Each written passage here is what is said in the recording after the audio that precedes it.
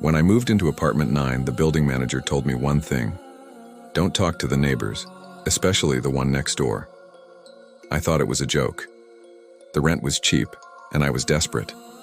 The place was small, old, but quiet, mostly. The first night, I heard muffled voices through the wall, a man and a woman arguing.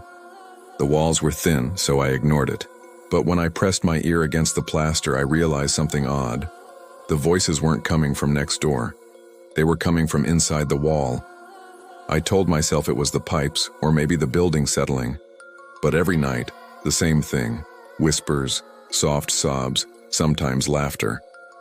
By the third night, I recognized the voices: a man's low hum, a woman's sharp whisper. And then, one night, I heard my own name. Ethan.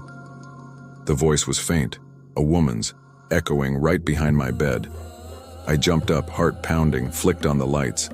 The wall looked normal. No cracks, no holes. Just a stain spreading from the corner, dark and wet. The next morning, I told the manager.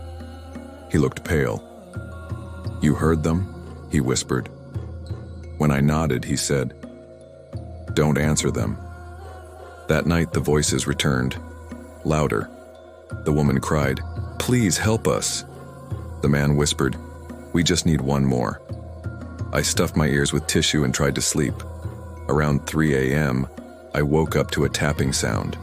Slow, deliberate, coming from inside the wall, right by my head. Then a whisper, "Knock back if you hear us." I didn't, but something did. 3 knocks. From the other side. I froze. Then I heard the woman again. Her tone changed. "You heard us, didn't you? It's your turn." The next morning, I noticed something horrifying. The stain on the wall had spread wider overnight. It wasn't damp anymore.